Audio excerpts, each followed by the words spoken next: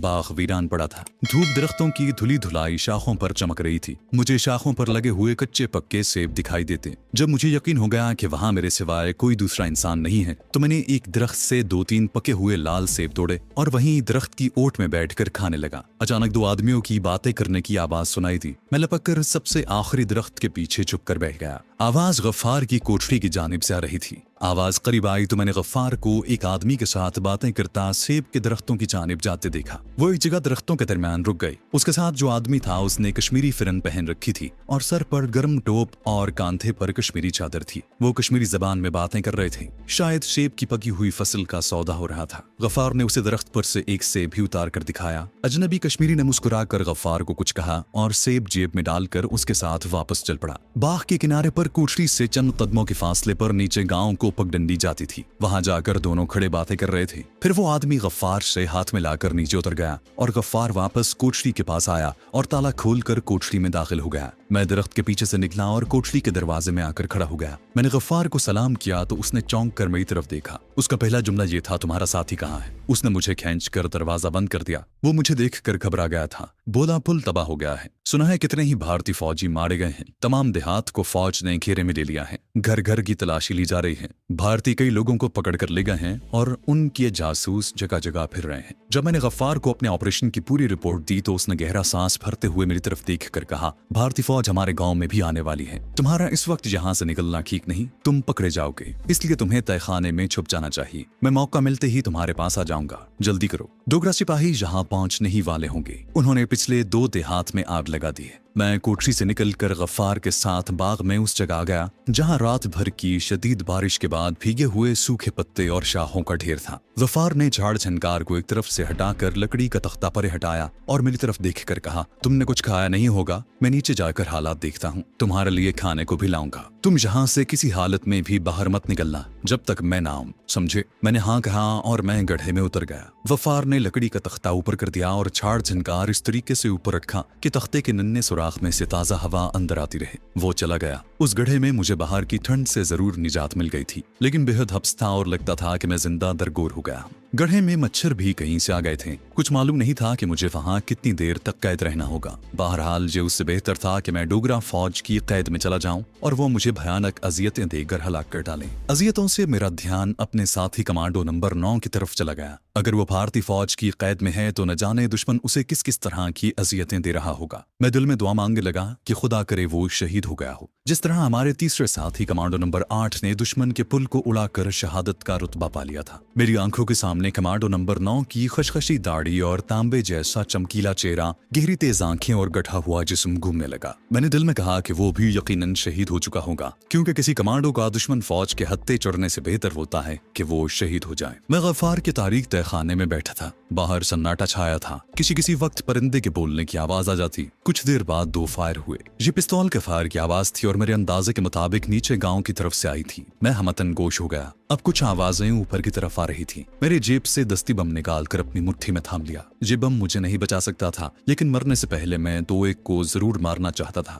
आवाजें जैसे बाग के शुरू में कोठरी के पास आकर रुक गईं। फिर किसी फौजी ने चिल्लाकर बाग की तलाशी लेने का ऑर्डर दे दिया। उसका लहजा डोगरा संतरी का सा था। ऊपर जमीन पर कई फौजियों के भारी बूटों की धमक सुनाई थी और मैं गड्ढे की दीवार के साथ सिमट कर बैठ गया। दस्ती बम मैंने इस तरह हाथ में तैयार रखा था कि अगर ऊपर से डोगरा सिपाही ने लकड़ी के तख्ता अलग कर दिया तो मैं हैंड ग्रेनेड का पिन खींचकर बाहर फेंक दूंगा। उसके बाद चाहे मुझे गड्ढे ही में गोलियों से भून दिया जाए। कुछ फौजी बूटों की आवाज मेरे तहखाने के ऊपर वाले झाड़ झनकार के पास आकर रुक गई। फिर जैसे पत्तों और शाखों को संगीन से इधर उधर हटाकर देखा जाने लगा। मैंने दम साध लिया। मेरी दोनों उंगलियां पिन निकालने के लिए दस्ती बम के ऊपर थीं। किसी फौजी ने दूर से आवाज दी, ओ जांगली, उधर क्या कूड़ा करकट देखता फिरता है, इधर छप्पर के नीचे जाकर देखो। उसके साथ ही फौजी बूटों की आवाज दूर चली गई। मैं बच गया था। फिर मुझे गफ्फार की आवाज सुनाई थी। वो किसी फौजी से कह रहा था, इधर कोई पाकिस्तानी कमांडो आता तो हम खुद आपको इत्तला कर देता। हम तो हर वक्त चौकस रहते हैं। फौजी बोला, बकवास बंद करो, हम तुम लोगों को अच्छी तरह जानता है, हम पूरी तरह चेक करेगा। ये किसी डोगरा कंपनी कमांडर की आवाज ही हो सकती थी। कुछ देर तक फौजियों के बूटों की धमक और उनकी आवाजें सुनाई देती रहीं। फिर ये सारी आवाजें मुझसे दूर होती हुई गायब हो गईं। खतरे के टल जाने पर मैंने खुदा का शुक्र अदा किया और हैंड ग्रेनेड को दोबारा जेब में रख लिया। बाहर एक बार फिर सन्नाटा छा गया था। दूर वादी में किसी चील के चिल्लाने की आवाज बार बार आ रही थी। फिर ये आवाज भी तहलील हो गई। गड्ढे में बैठे बैठे मैं तंग आ गया था। सोचा बाहर ताज़ा हवा में निकल आऊं, लेकिन गफ्फार की हिदायत याद आ गई कि जब तक मैं न आऊं हरगिज बाहर मत निकलना। मैं अंधेरे गड्ढे नुमा तय खाने में ही दुबका रहा। मेरे सर के ऊपर लकड़ी के तख्ते में जो सुराख था उस पर कुछ शाखें आ गई थीं, जिसके बायस गड्ढे में हवा तो दाखिल हो रही थी मगर रोशनी कम आ रही थी। फिर ये रोशनी भी धुंधली होने लगी। मैंने अपनी घड़ी देखी, अंधेरे में उसकी सुइयां चमक रही थी। दिन के 12 बजने वाले थे। फिर 1 और फिर दिन के 2 बज गए। 2:30 बजे के करीब मुझे इंसानी कदमों की आवाज अपनी तरफ आती सुनाई थी। मैं एक बार फिर होशियार होकर बैठ गया। ये आवाज फौजी बूटों की नहीं थी, लेकिन गफ्फार की बजाय ये कोई भारतीय मुखबर भी हो सकता था जो मेरा सुराग लगाने वहां आया हो। मैंने चाकू निकाल लिया और कदमों की आवाज मेरे तय खाने के पास आकर रुक गई। अब गफ्फार की आवाज आई, ये मैं हूँ गफ्फार, घबराओ नहीं। उसके बाद फिर खामोशी छा गई। गफ्फार ऊपर इधर उधर चल फिर रहा था। मुझे जमीन पर टोकरे के घसीटने की आवाज भी सुनाई थी। फिर ऐसी आवाजें आईं जैसे कोई सेब के दरख्तों की झाड़ियों को खींच रहा हो। मैं गफ्फार को आवाज देने ही लगा था कि ऊपर कोई झाड़ झनकार हटाने लगा। फिर तख्ता उठ गया। उसके साथ ही गड्ढे में दिन की रोशनी और ताज़ा हवा का झोंका आया। मुझे ऊपर गफ्फार का सर नजर आया। उसने सर पर गर्म मफलर लपेट रखा था। उसने आहिस्ता से कहा कि मामला गड़बड़ है, मैं तुम्हें अभी बाहर नहीं निकाल सकता। उसने ऊपर से एक पोटली फेंकी। इसमें रोटी है और ये तुम्हारी पानी की बोतल है। जब तक मैं ना आऊं हरगिज हरगिज बाहर मत निकलना। उसने तख्ता एक बार फिर बंद कर दिया। गड्ढे में अंधेरा छा गया। मैं अब गफ्फार के रहमो करम पर था। अपने तौर पर कुछ नहीं कर सकता था। उसका हर हुक्म मानने पर मजबूर था, क्योंकि मेरी भलाई भी इसी में थी। भारतीय फौज ने पुल को तबाह करने के बाद इर्द गिर्द तूफान मचा रखा होगा। जगह जगह तलाशी ली जा रही होगी। मशकूक लोगों को गिरफ्तार किया जा रहा होगा। खुदा जाने वो क्या क्या जुल्म ढा रहे होंगे। मैंने पोटली में से मकई की रोटी निकाल कर खाई। साथ शलजम का अचार था। पानी का फ्लास्क हमारा ही था, जो मेरे साथी कमांडो नंबर 8 और नंबर 9 अपने साथ लाए थे। मैं वहीं गड्ढे में पांव थोड़े से खोल कर पड़ा रहा। सारा दिन उसी गड्ढे में गुजर गया। जब शाम का अंधेरा फैल गया और तख्ते के सुराख में से आने वाली रोशनी गायब हो गई तो किसी ने पत्तों की शाखों को परे हटाया। फिर तख्ता ऊपर उठा दिया। मैंने चाकू निकाल लिया। मैं हूँ गफ्फार, बाहर आ जाओ। दिन भर तारीक सर्द गड्ढे में पड़े रहने से मेरा जिस्म दर्द करने लगा था। मैं जल्दी से बाहर ताज़ा हवा में निकल आया। मेरा ख्याल था कि बाहर शाम होगी, मगर बाहर आकर देखा तो रात का अंधेरा छाया था। ताज़ा हवा में सांस लेने से मेरी जान में जान आई। गफ्फार तेज तेज कदमों से चलता बाग के अंधेरे में से गुजरता कोठरी में घुस गया। मैं उसके पीछे पीछे था। मेरे अंदर दाखिल होते ही उसने कोठरी का दरवाजा बंद कर दिया। जेब से एक मोमबत्ती निकाल कर जलाई और उसे जमीन पर एक जगह लगाते हुए बोला, हालात बड़े खराब हो रहे हैं। पुल के दोनों हिस्से मुकम्मल तौर पर तबाह हो गए हैं। भारतीय फौज की 2 मजीद बटालियन जम्मू आ गई है। वो हमारे गाँव के 10 आदमियों को शुबे में पकड़ लेंगे। मैंने कहा, यह तो बहुत बुरा हुआ। गफ्फार ने सर पर से मफलर उतार कर सर पर हाथ फेरा और उसे दोबारा बांधते हुए बोला, ये होता ही रहता है। तुम लोगों की तलाशी में भारतीय संतरी जहां भी आए थे। खुदा का शुक्र है कि वो तुम्हारा सुराग नहीं लगा सके, क्योंकि मैंने भी इन फौजियों के साथ बना रखी है। उन्हें हर सीजन में अपने बाग के सेब, मकई और मक्खन देता रहता हूँ, लेकिन अब ऐसा लगता है कि उन्हें मुझ पर भी शक हो गया है। इसलिए अब तुम्हारा यहाँ रहना ठीक नहीं। मैंने कहा, तुम मेरी थोड़ी सी रहनुमाई करो, मैं वापस चला जाता हूँ। गफ्फार मेरे लिए रोटी और पानी लाया। मैं रोटी खाने लगा। गफ्फार ने कहा, एक और खबर का पता चला है। मैंने पानी का घूंट पीकर पूछा, वो क्या? गफ्फार बोला, मेरे एक खास मुखबर ने इत्तला दी है कि कमांडो नंबर 9 जो तुम्हारे साथ गया था शहीद नहीं हुआ। निवाला मेरे हाथ में ही रह गया। तो क्या मेरा साथी जिंदा है? वो बोला, हाँ, कमांडो नंबर 9 जिंदा है। उसे भारतीय फौज ने गिरफ्तार कर लिया है और पीछे जम्मू छावनी भेज दिया है। मेरी आंखों के सामने चमकीली आंखों और खशखशी दाढ़ी वाले जाले पाकिस्तानी सरफरोश कमांडो की शक्ल घूम गई। न जाने भारतीय उसे क्या क्या अजियतें नहीं देंगे, कैसी कैसी जिस्मानी अकूबत नहीं पहुंचाएंगे। क्या मैं उसकी मदद कर सकता हूँ? हाँ, मुझे उसकी मदद करनी चाहिए। मैंने गफ्फार से कहा, क्या तुम्हारी इत्तला सच्ची है? वो बोला, इससे पहले मेरे मुखबर की दी हुई कोई इत्तला झूठी नहीं। मेरा ये मुखबर ऊपर बटालियन के मेस में खानसामा है। उसने अपने कानों से एक डोगरा अफसर को कमांडो नंबर 9 के बारे में बात करते सुना है। मैं खामोशी से रोटी खाने लगा। गफ्फार इस दौरान 2 बार उठकर बाहर का जायजा लेने गया। मैं रोटी खा चुका तो उसने कहा कि मेरे बेटे, तुम अपना मिशन मुकम्मल कर चुके हो। वैसे भी अब तुम्हें यहाँ नहीं रुकना चाहिए। भारतीय फौज के आदमी चप्पे चप्पे पर शिकारी कुत्तों की तरह तुम्हारी बू सूंघते फिर रहे हैं। उन्हें 2 सिपाहियों की लाशें भी मिल गई हैं, जिन्हें तुम लोगों ने सड़क के ऊपर झाड़ियों में हलाक किया था। उनको यकीन है कि पाकिस्तानी कमांडो का एक साथी इसी जगह कहीं छुपा हुआ है। सारे रास्ते उन्होंने ब्लॉक कर दिए हैं। फिर भी मैं तुम्हें यहाँ से किसी न किसी तरह निकाल लूंगा। मैं सोच रहा था कि एक बार फिर अपनी तमिल जबान की महारत संस्कृत के इल्म और हिंदू देवमाला से गहरी वाकफियत और वेदों के श्लोकों के आजमाने का वक्त आ गया है। ये वो काम था जो कोई दूसरा कमांडो नहीं कर सकता था। मैंने गफ्फार से पूछा, गफ्फार क्या तुम मुझे यहाँ कुछ चीजें ला कर दे सकते हो? गफ्फार ने कदरे ताज्जुब से पूछा, कौन सी चीजें? मैंने जब उसे बताया कि मुझे गेरुए रंग की खद्दर की एक लंबी चादर, मनकों की 2 मालाएं, एक त्रिशूल, एक टायर सोल के ऊपर से ढकी हुई मोटी चप्पल और थोड़ा सा पानी में घुला हुआ केसर चाहिए, वो हैरानी से मेरी सूरत तकने लगा। बोला, तुम इन चीजों को लेकर क्या करोगे? मैंने कहा, ये मैं तुम्हें बाद में बताऊंगा, पहले ये बताओ कि तुम ये चीजें मुझे मुहैया कर सकते हो, मैं तुम्हें कुछ रुपए दे दूंगा। गफ्फार बोला, गेरुआ खद्दर तो जितना चाहोगे मिल जाएगा। साधुओं वाली मालाएं साथ वाले कस्बे के बाजार में ही मिल सकेंगी, क्योंकि वहाँ एक मशहूर मंदिर है और उसी बाजार में मालाएं बिकती हैं।